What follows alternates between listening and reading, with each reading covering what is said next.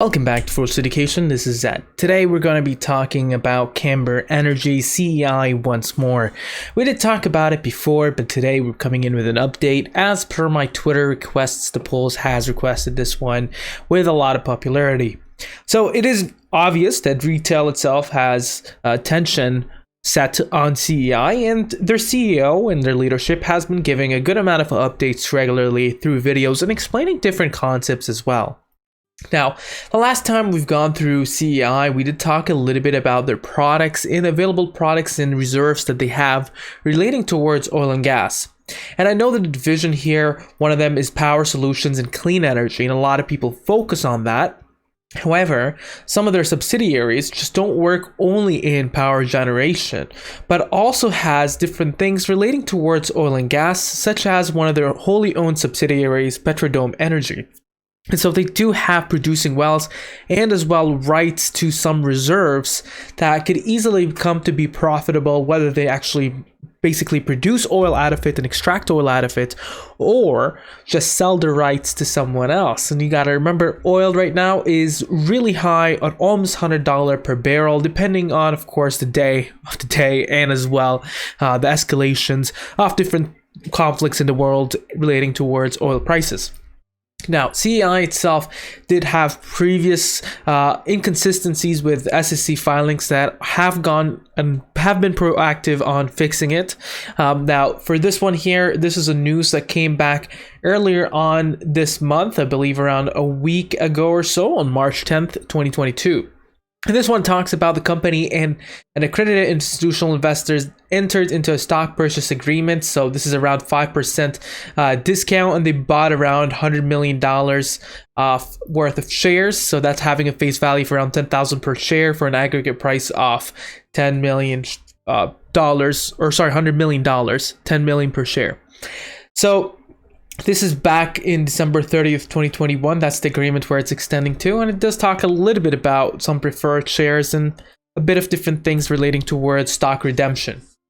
Now, as of March 7th, 2022 as well, they had approximately outstanding 360 million shares of common stock. Since February 24th, 2022, approximately 57 million shares were issued to institutional investors in connection with conversions of Series C convertible preferred stocks held by such investor pursuant to an exemption from registration provided by the mentioned sections and amendments. Basically, this is nothing more relating towards their current outstanding shares, as well as some issuing of shares relating towards the previous SEC filing I just showed. So you're able to see that this 250 million shares outstanding is not currently accurate on some reporting. It is in fact more than that, 360 million shares. So that's another thing to clarify. And then Camber Energy redeems preferred shares. This is again in relations towards what we just talked about with the institutional investors. So this is around 2,636 Series G shares that were associated with a promissory note issued by an investor in favor of a company for a principal amount of $23.75 million due March 31st, 2022. And the company exercised its right to redeem the shares and cancel the promissory notes. So it is still within the same path as the number of shares that was mentioned here, but it is a little bit different actually. Now, in terms of valuations, you see here TTM and MRQ. MRQ is basically quarterly, and we don't have any of the price over book or price over cash flow that is updated. Shares outstanding is not updated, and a lot of this TTM is still waiting the 10K form, so we're not going to dive into it, and I would advise you not take so much into these numbers. Institutional buyers overall, you're able to see you're not seeing massive exodus or massive addition. It's kind of a bit balanced, but for March we only see around 4 different records, and these are just more updates on holdings rather than massive movements. But overall, it still signals in more of a bullish stance as people are not running towards the door. Even with prices spiked a little around $2, we didn't see massive exit from institutional buyers, but we see a bit of a drop and kind of accumulation at this level and bounce back from the 74, hitting back to around almost $1.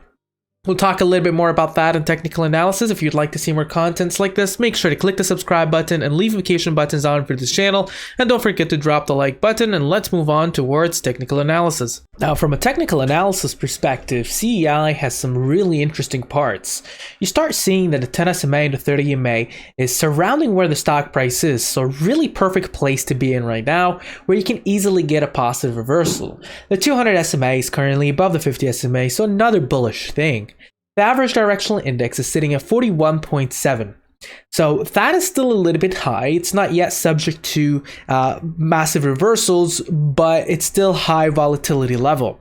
William percent R, which is very similar to the relative strength index, shows a highly oversold stock. Now, the MACD with the histogram, you're able to see it's gone towards the bearish side a little, trying to attempt a negative reversal. So hopefully that kind of gets rejected and it bounces again towards the positive side. So you get to see the positive side. Last time it hit that positive reversal was around 22nd of February, and it went from 0.45 to 1.98. Now currently it's going on a pullback. Momentum is still above the zero level. It's at 0.18, so still positive, and that's a good thing. Now, stochastic fast and stochastic slow, you're able to see that it's currently a bit on the level of which basically can be a good time to buy, but it's not one where you can expect massive drops at. So it's a bit of a safer level to trade at this level here. Now, the moving averages you're able to see are going upward, which is amazing.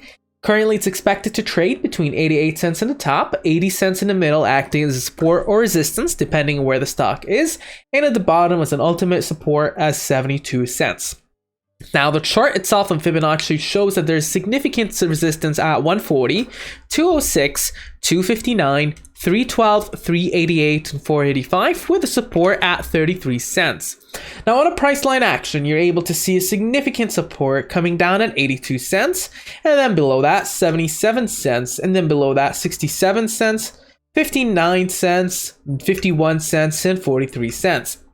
Significant resistances are at 93 cents, and then going a little bit higher to 121, and then 140, 149, it goes a bit higher to around 193, and then to 228, and you kind of get the point. Now, institutional buyers, I don't have any data relating towards recommendations from institution itself or analysts, but we've seen the institutional buyers sheet a little bit ago. Comes to the question to Ed, what do you think is going to happen here? Well, if you do recall a while ago when gas was still a little bit even cheaper, this stock was trading, this is before splits, up to around 2,875 if you were to consider it adjusted to splits.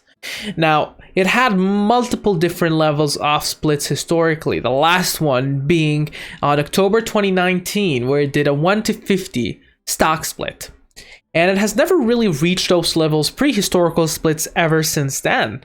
Now, there's still a massive room to grow, but ever since the pandemic kind of started, and you're able to see that with the March hit, with gas prices really dropping down, it dropped from around, I would say, early off around $2 to around the lower off 65 cents. We've since recovered since that level, and that's kind of considered one of the lows. It did slip down in September of 2020, but you're starting to see massive bounce. And what I'm seeing here is massive volatility that keeps increasing every time. So it's a very interesting thing, and it really shows that there is multiple pump and dump schemes that you got to be very careful of.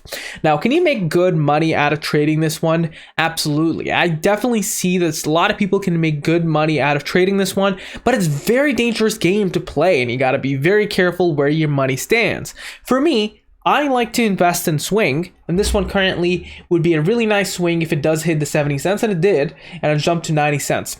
So that is the kind of the level. You want to make sure it doesn't drop below the 70 cents, so that could be a stop limit, or it could be a buy if you started seeing that this support is kind of getting a bit of resistance from the buyers and it's starting to push upwards, so you can make a bit of good money trading in between cents. It still piles up. What do you think about the sticker? Make sure to mention down in the comments below. Share, subscribe, and like, and have a wonderful day.